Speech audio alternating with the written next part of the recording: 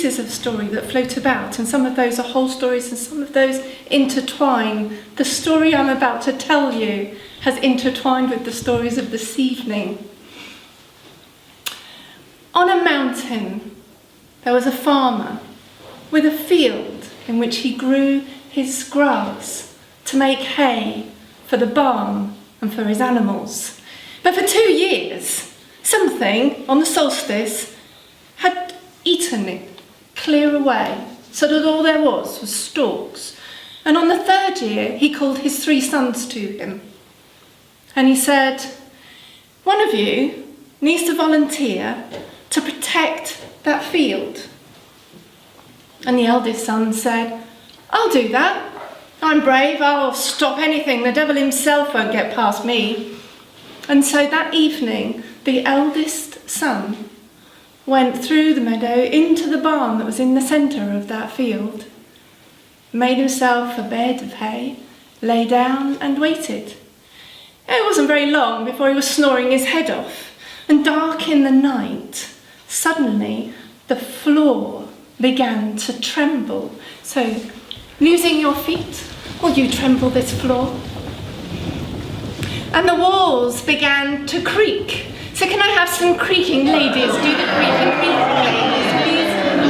And the roof began to groan. I think the men are good at groaning. Let's have groaning men. Now keep doing the feet, keep doing the creaking, don't stop. And the young man, he woke up and he was so afraid that he ran out of the barn, out of the field, and all the way back home and said, I'm not going back there. And in the morning, they went down to the field, and once again it had been chewed right down to the earth. Daddy wasn't very happy. A year passed, and once again the farmer called his sons and said, well, one of you protect the grass this year. And the middle one said, I can do what my brother failed to do. And so that evening he went into the barn, he made himself a bed, he lay down and he waited. And just as true as his brother, he soon fell asleep. But in the night, the ground began to tremble, and the walls began to creak, and the roof began to groan. And the young man woke up and went as fast as he could back home and said, I'm never going back there again. And in the morning, when they went to the field, once again, obliteration and an unhappy father. A year went by, and once again the father called his sons to him and said, I think you probably know the drill by now. Who's going to volunteer this year? Well, the youngest, Cinderlad was his name. In fact, it wasn't really his name, it was what his brothers called him. They called him Cinderlad because he spent most of his time cooking and cleaning, and in the evening he was so tired that he'd be sitting there looking at the embers and he'd start drawing patterns and little numbers and things into the dirt, and he'd get covered in soot and sores. And Cinderlad said, well, if my 2 brothers won't offer. Oh, no, they were too afraid to go back. So he said, okay, I'll go. And he made his way at sunset into the barn, and he left the door ajar, and he made his bed, and he lay there, and he stayed awake as long as he could, but eventually he fell asleep. And in the night, the floor began to tremble under his feet. The walls began to creak. The roofs began to groan. And he said, keep going, keep going. And he said, well, if it's as bad as this, I know I won't be afraid. And those weren't the right words, were they, Jack? What was I supposed to say? If this is as bad as it gets, I can handle it. I can handle it. If this is as bad as it gets, I can handle it. And so it got worse. The ground began to tremble. The walls shook even more. The roofs got even harder. And keep going. And he said, if this is as bad as it gets, I can handle it. You stopped. I didn't say stop. And it got worse. The ground shook so violently. The walls were shaking. The roofs were open. And the hay was flying around. And poor old boy, he was thrown from wall to wall. If this and there was silence. It was so quiet, it was as if the world had died. And then there was a chomp, chomp, chomp. Cinderlad looked, expecting a horse right next to his ear, but there was nothing. He followed the sound out of the barn, and there in the moonlight was the most beautiful horse he'd ever seen. And on that horse was a bronze bridle and a bronze saddle, and laying on the floor was bronze armour. Cinderlad wasn't daft as he looked. He took out from his pocket an iron rod and he threw it at the neck of the horse, and instantly that horse was under his control, and he rode it to a secret place that nobody else knew. And there he tethered the horse and hid the copper items. And he returned home just in time to serve up breakfast. The two brothers came down and they said, "I bet you didn't even go anywhere near the barn. Bet you were too scared." And Cinderlad said, "Well, we'll see." And after breakfast they went down to check up on the field. And the grass was as tall and as lush as it had been the day before. And the farmer and their father was finally pleased. And another year went round. And once again the father asked the question, and Cinderlad offered his services, and back into the barn he went. And of course he fell asleep. And we all know how much enthusiasm we have for the next bit, don't we? For the ground began to shake, the walls began to creak, the roof began to groan. Cinderlad said, "If this is as bad as it gets, I can handle it." And it got worse. The floor creaked, the walls creaked, the ceiling groaned. And he said, "If this is as bad as it gets, I can do it. I can handle it. And it got worse. It was so bad. The floors rumbled, the walls creaked, the roofs groaned. And he said, "If this is as bad as it gets, I can handle it." And there was silence, which was just as well, because he'd been thrown from every wall, from the ceiling to the floor, and he was bruised.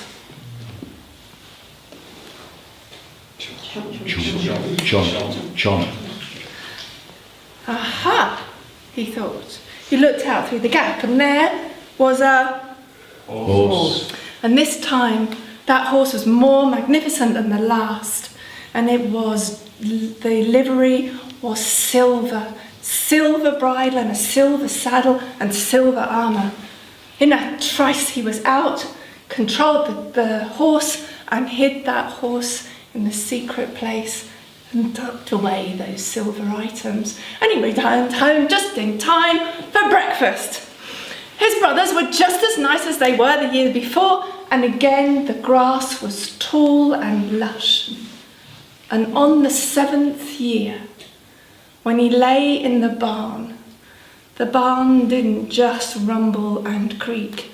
That barn felt as though it was going to take off from the very ground itself. So loud was it. But once again, Cinderlad said, "If this is as bad as it gets, I can handle it." And everything stopped. And silence ruled until chomp, chomp, chomp. Once again, he went out, and there in the moonlight was a magnificent horse. And this time it had a gold bridle, a gold saddle, and gold armour. And of course, he took it to his secret place, and in the morning he was taunted and teased. But in the field, the grass was tall and lush, and his father was pleased. Now, while all this was going on, the king of the land had decided that it was time to have a tournament. And the prize of that tournament was for knights and princes to climb up the glass mountain, retrieve 3 golden apples from the princess's lap. And if they succeeded, they could have a hand in marriage and half a kingdom. Half a kingdom was such a prize. And as for her, there wasn't a single person in the land that did not love her from the moment they met her. She was so beautiful and so wonderful. It became the day of the tournament, and all the princes and all the knights from miles and miles and miles around gathered there. All the flags and the pomp and the ceremony, all the festivities of a tournament. And the trumpets blared and the king dropped his flag, and the first prince rode his horse towards the glass mountain. And he leapt into the air and straight to the ground. And the next prince, and the next, and every single knight. But they all believed, absolutely, they would win. You've got to be in it to win it. And hour after hour went past. The horses got tired. They got covered in foam. The princes and the knights became bruised and tired. And we're getting to the end of the day. And the king was about to say, we'll start again tomorrow, when suddenly out the crowd came a knight dressed in copper. Burnished copper, so bright it was like the embers of a fire. And they watched as he walked his horse up to the base of the glass mountain, and up he began to ride, as if he was walking along flat ground. The princess looked down and thought, that is the best of the day. Wow, he looks pretty tasty to me. And suddenly, he stopped, about a third of the way up. He stopped, and she watched as he began to turn his horse, and she thought, you've got to be kidding me. I've been stuck up here all blooming day watching these idiots, and you're going to go. And she took a golden apple from her lap and she threw it, and it sailed through the air, heading towards his head. And evening, all the princes and all the knights stood in front of the king, and the king said, so the person with the golden apple to have my daughter and half my kingdom, step forward. Yep, now would be good. Okay, let's start again tomorrow. So in the morning, yet again, they all lined up. All the people who came, all of the farmers and the wives, and Cinderlad's two brothers. Cinderlad wasn't allowed to come. He was far too grubby and unpleasant, would make them look bad. So he had to stay at home. But everybody else was there to watch. And once again, the princes rode up to the glass mountain, leapt into the air and down. And again, all day long. And as the day was becoming to an end and people were getting tired and thinking, why am I doing this? And people got fed up again, yeah! Through the crowd came a knight in such beautiful, shining armour that it looked like lightning was trickling through them. They were stunned by the magnificence of the horse.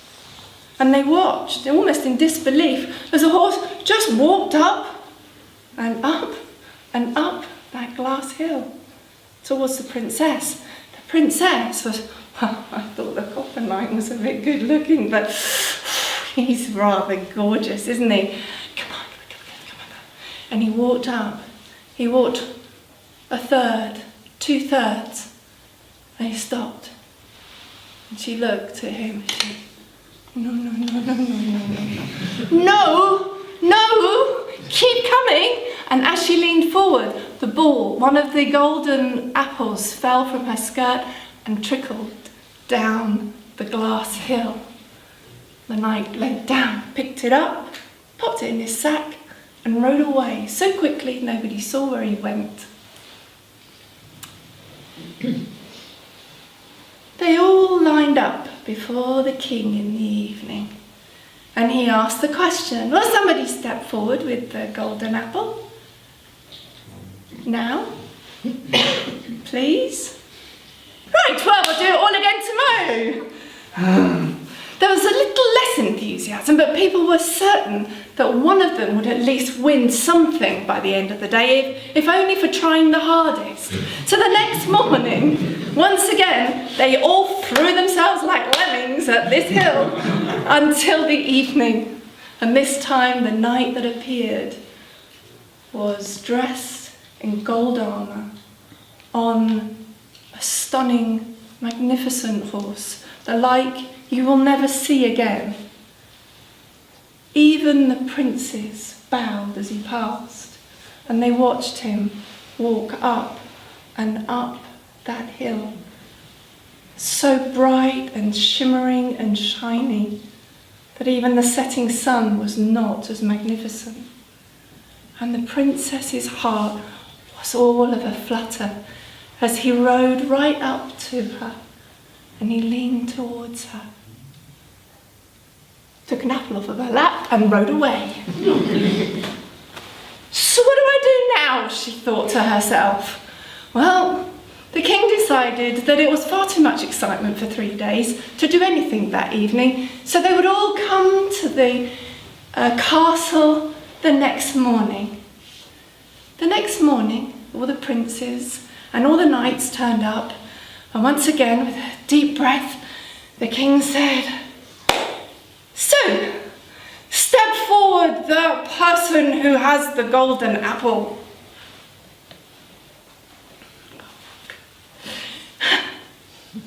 Now come on, we've all seen with our own eyes, haven't we?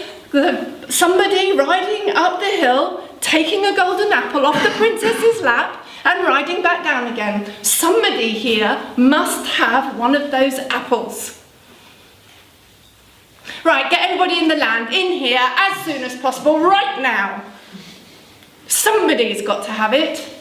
And so they gathered every single man in the land. And they all lined up before the king, and he said, "So the person with the golden apple, step forward." I'm not repeating myself. Now would be a good time. Right, you two, you were the last. Is there anybody else in your family that isn't actually right here, right now, that is male? And the eldest brother looked at the middle brother, and they kind of went, "Well, yeah, we have a brother. He's black, sooty and smelly. But he hasn't left the fireside in 3 days, so he won't have it." "I don't care," said the king. "You go get him and you bring him here and you do it now would be great. Because we're running late, apparently." So the brothers came back with Cinderlad, who was being dragged every step of the way. And he eventually was shoved in front of the king. And the king said, "Do you have a golden apple?" Cinderlad took a sack from his shoulder and he handed it to the king. And the king tipped the contents onto his lap. And there were 3 golden apples. And he looked up. And Cinderlad was no longer in rags and filth, for now he stood tall and handsome in his golden armour. And the princess looked at her father and went, "Wow, that was lucky." And so, of course, they were married. And whether they were able to get up the hill or not, they married, and I believe they are still marrying now.